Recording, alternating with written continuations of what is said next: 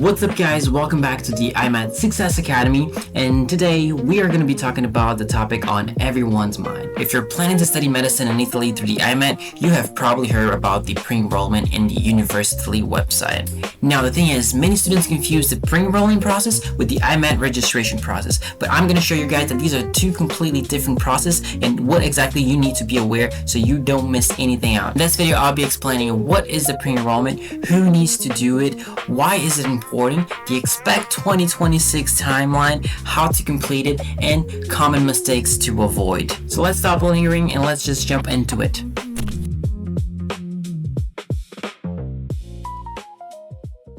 Now, first thing first, let's distinguish these two things, okay? So pre-enrollment and IMAT registration. So the first step, it's going to start with the pre-enrollment. That is basically an online procedure that you're going to complete through the university website. Now, it's important to say that this is a step that is mainly intended to non-EU students that requires a visa to stay and to study in Italy. So basically, by submitting your pre-enrollment application, you're informing the university and the authorities in Italy that you intend to apply for a specific degree program, and if admitted, you need a visa to stay. Now, the IMAT registration, it's a completely different process. By doing one does not mean that you don't have to do the other one. Actually, this is the second step you're going to have to take. So by doing the IMAT registration, you are guaranteeing that you're going to be able to have a seat and do the exam. So you're booking your seat in order to be able to do the test and successfully be approved. So let's dig ourselves a little bit more about this important process that is the pre-enrollment. Alright guys, so a couple things for you to have in mind. The pre-enrollment, once again, it's going to be that important link between you, the university, and the Italian authorities. But keep in mind guys, by doing the pre-enrollment, that does not mean that you have automatically been admitted. Also, that does not mean that you have a separate seat waiting for you, or that's also not going to affect your score, okay? It's just the pre-enrollment. It's a simple bureaucratic step, okay? And also something to be aware of, and that's the reason why it's so important to do the pre-enrollment as soon as possible. That is, it doesn't guarantee that you're going to get a visa and you're going to be able to continue with the enrollment process in this next step as the registration, for example. The way I usually like to see this is that the pre-enrollment is there to help you. Going to ask every single question, is going to require every single important document from you so that when you're admitted, you don't have to worry about anything. So after the registration, after you've done the exam, after you're admitted, you can have peace of mind that nothing is going to stop you from getting that medical seat,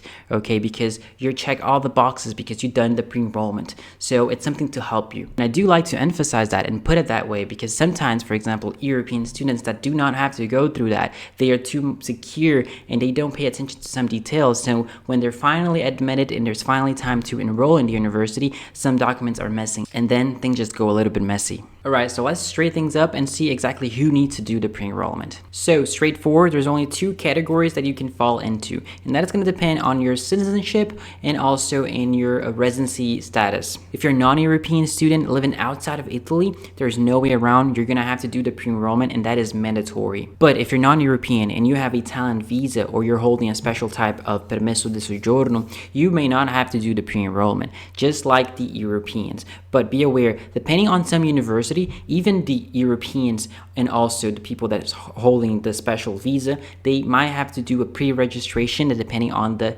university you want to get in. That's why it's important for you to decide which university it is and go through their website to see all the rules, because sometimes there's some extra steps that you might have to take. And to clarify once for all, this is what the pre-enrollment will be looking into it and will be working into it. First of all, the visa. As a non-European, this is going to be the document that is going to guarantee you that you're going to be able to study in Italy, stay in Italy, and work in Italy. Yes, it is totally possible. Now, there are a couple restrictions when it comes up to the hours, but it's 100% possible to work in Italy and earn your own money. Other than that, they're going to be looking into your school qualification, because here in Italy, they have a 12-year system. So every single student that goes to university, they have to go through 12 years of school. So we're talking about elementary school, primary school, high school, and all that has to sum up into 12 years of school. Now, I know some countries, usually they have 11-year system, others maybe 13, but the problem usually is when the student, they have 11 years of school. But that's no reason to panic, because there's a couple things you can do to try to add up that extra year and be able to enroll in the university. If that's your situation, if you're in that spot, reach out to us because we're going to definitely be able to help you with that. And finally, the pre-enrollment will be looking into to create that baseline, that interconnection that we were talking about. So all your information, your documents can be shared throughout the university, the institution, the ministry, and everything. Alright guys, so let's talk about a timeline and what to expect from 2026. It's important to say that usually the dates change from year to year, but this is a very solid prediction, so we can base ourselves safely on that. So the pre-enrollment, as we were talking, it usually happens from April to July, and it's important to say that it's already open. So you're going to go to university website and you're going to fill in your information, attach the important documents that we're going to be talking about in a sec, and most importantly, choose your university. Because not long after that, you're gonna have the registration. So the registration is the moment that everyone is waiting for. Okay, it's the moment that you're actually going to guarantee that you're going to do the exam, and it usually takes place in late August, and that's going to be the moment where you're going to decide where are you going to take the exam from. And my friends, that is a very delicate topic, because depending on where you're planning to take the exam, you might not be able to. So some countries, they have a very limited amount of seats available for the exam, and if you take too long to register, you might not be able to. And I heard from a lot of people that sometimes have to travel to a neighbor country just to be able to do the exam, because in their home country there was no more seats available. So my strong recommendation, as soon as you hear about the registration and the opening day, you run and do it. Also, another important thing for you to keep in mind is that every single piece of information that you put in the pre-enrollment process should have to match in the enrollment moment. Okay, so all your data, and especially the university choice. So if you put Sapienza as your university option in the pre-enrollment, Sapienza will be your option in the registration moment. After that, in September, we're going to have the IMAT exam happening, so you can see a very short time frame. It usually happens in the second week of September, and in the very late of September, you usually have access of the information of the anonymous national ranking and also your score and breakdowns. Following that, in October, you're going to have access to the national ranking and your position depending on your score, and also still October or November, you're going to have your visa issued and you're going to be able to finally enroll. Now, we have a video where we explore a little bit more about the timeline and other aspects of this whole process. If you haven't watched our previous video, I strongly recommend you to do. Another thing, as you can see, the time frame between one event and the other is really short, so things start happening really quick at this point, especially at the point that we are in the year. So you don't want to miss anything out. I really recommend you to check out our website. We have very good content out there, a lot of good articles for you to inform yourself, because not only about memorizing, and putting knowledge into your head. Information at this point is going to be the key, and you don't want to miss that. Alright guys, so as for this stage that we are right now, these are going to be the main 4 procedures you're going to have to follow in order to be able to pre-enroll for the university you intend to get into. Okay, so I'm going to go through them very quick, and then we can take a look carefully on each one of them. So the first procedure is going to be the longest one. So it's the one that's going to be a little bit more demanding, because you're going to have to fill in all your details and information. Okay, so you're going to do that all in the university website, the portal. Okay, so you got to make sure that the details will match exactly as it is in your passport and your other documents as well. So you're going to fill in basic informations like your phone number, your parents' name, your date of birth, your country of birth, and all that. Okay, once that's done and you have an account, you're going to be able to enter the website and select the program that you're interested in. Okay, so in that case, the admission test in English of medical school. So you're going to choose your first university, the first option of university that you're interested in, and obviously in the English.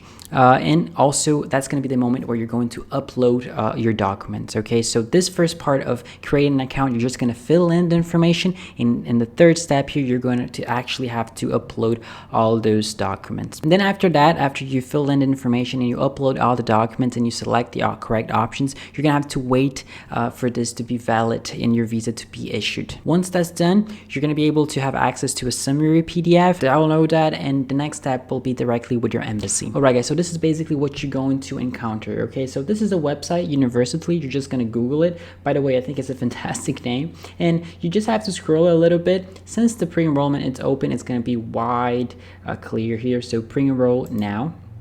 After you've done that, because you don't have credentials yet, you're going to have to register and create a new account. Okay, if you already done that last year, just fill in the information and it's straightforward.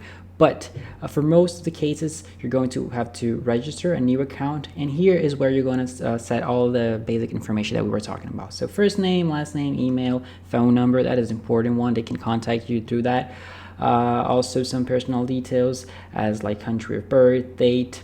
Okay, this part here, fiscal code, you will probably not have to fill that in, because this is something that's going to be given to you once you are admitted. So let's say, for example, here in Brazil, we do not have a fiscal code. This is like the internal number that each citizen have. So this will not be a problem for you. After that, you're going to have to fill in the informations of your documents, so your passport. So all those little informations that are classic from it. Residency, where do you live, the address, everything.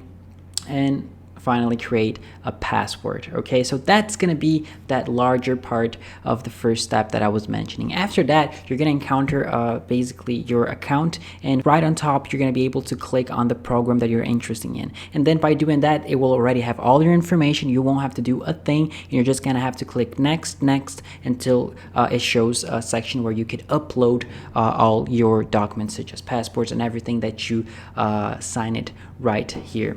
Now, of course, this is a brief explanation of the process that happens behind the university website, but it actually covers the core of the whole process. Some informations and some steps might vary depending from students to students, but if you have any problem, we are here to help, so don't hesitate to reach out, that we can help you in every single step of the way. Now, some of the things to be aware as well is some critical mistakes that usually students make. One of them we have already mentioned about it, that is confusing the pre-enrollment with the registration. Some students just go through the pre-enrollment and they do nothing more about it, and of course that is not going to allow you to do the exam, and some people just realize too late. And also filling in the information is too late. Some documents, for example, has to be requested from a third party, for example the declaration of value that guarantee you that you have the same amount of study years on your home country, for example. If you don't do that in time, you might not have it in time to be able to upload it, such as booking, for example, the visa slots. That also can cost you a whole year of preparation just because of some bureaucratic steps. Another common mistake is when you ignore completely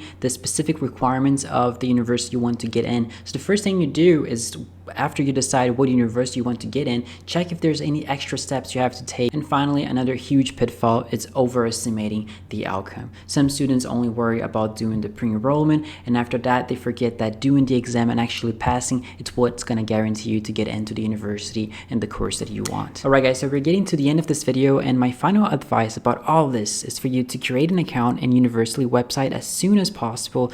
Gather all the documents that is required and necessary, and carefully follow up in all information that you can put your hands on in the university you're interested to get into. Remember guys, success in the IMAT is not only about scoring high in the exam, it's also being able to complete every single bureaucratic step along the way. And guys, if you would like expert guidance, structured preparation, and support throughout this process, check out the IMAT Success Academy website and the link below. I hope you guys enjoyed this video, and I will be seeing you all in the next one.